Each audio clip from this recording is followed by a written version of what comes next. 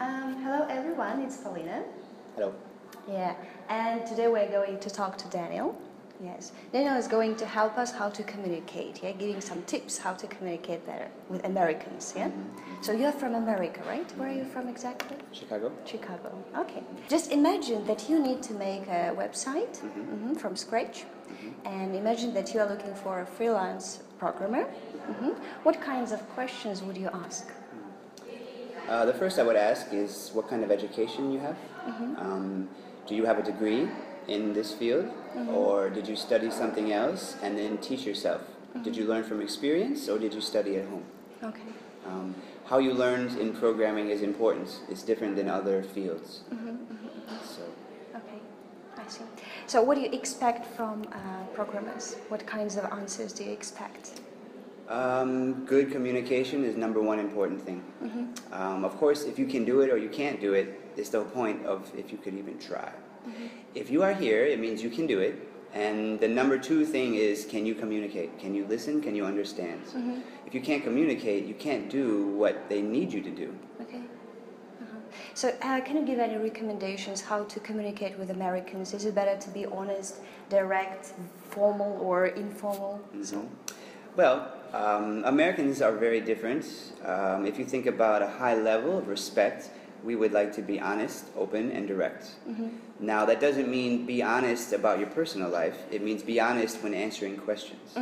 Be honest and direct about your job experience, your understanding of what's being talked about.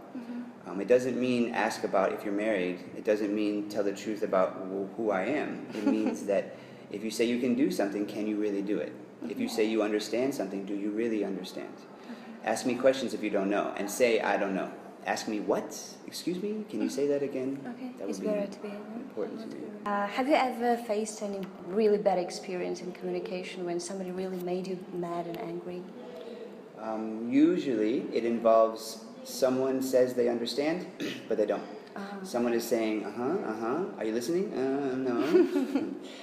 This is a major problem, and it's something that you need to be able to develop better.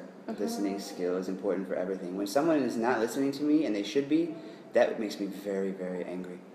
If you can't listen, or you're busy, or you're doing something, you need to say something. Can you give me 5 minutes? I'm trying to finish what she told me. Okay, and then tell me, and you're listening, you know. So I think it's important that you be honest about that. You understand or you don't, you know. Some problems I've had is where people are redundant. They say something they don't need to, or they say something over and over again. Okay. So I believe in something called the KISS, which is KISS for the keep it simple, stupid. Okay.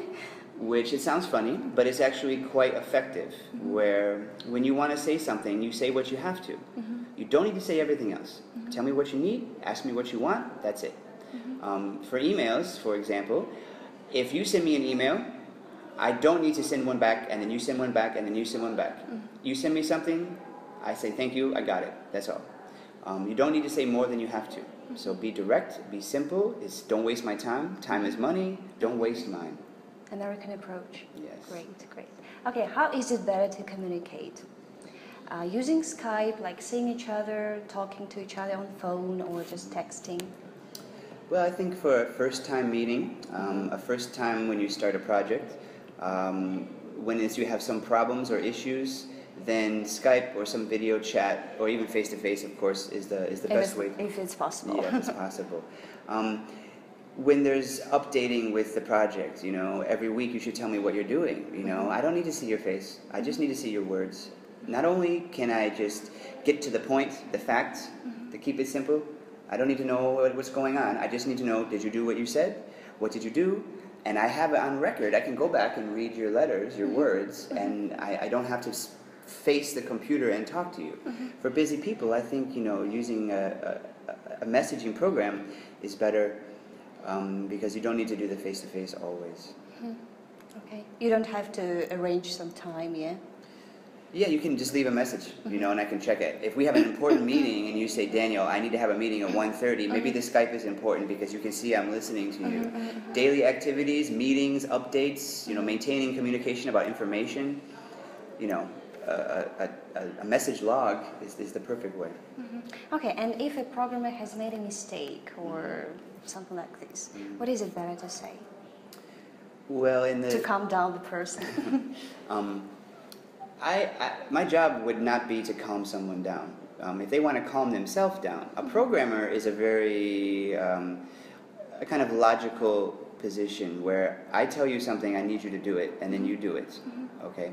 If you make a mistake, it's your fault. Now you need to say that. And depending on your boss and depending on the mistake, in my eyes, being honest and saying what you did, but also why. Did you forget? Did you not write it down? Did you lose your book? Did you just fall asleep and do something wrong? Whatever the reason is, you can tell me also how you will improve it. Now, there's more pressure on you not to make the same mistake.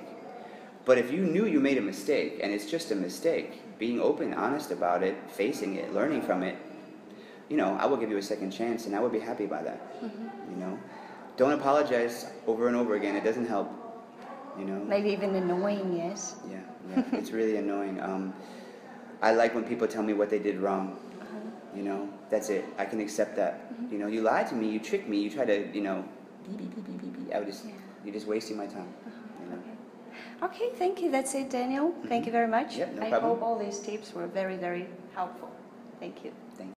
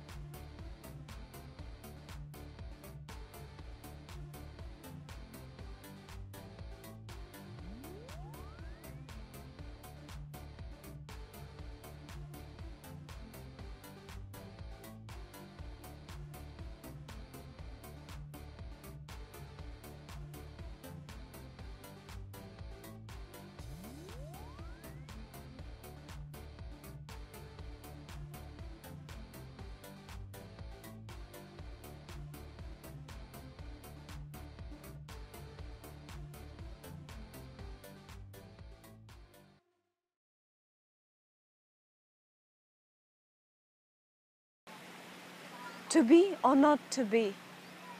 Быть или не быть? Вот в чем кокос. То есть вопрос. Быть или не быть? Вот в чем вопрос. А действительно, когда использовать этот глагол to be? Правильно говорить I agree или I am agree? I happy или I am happy? Давайте разберемся. В чем же все-таки кокос? Итак,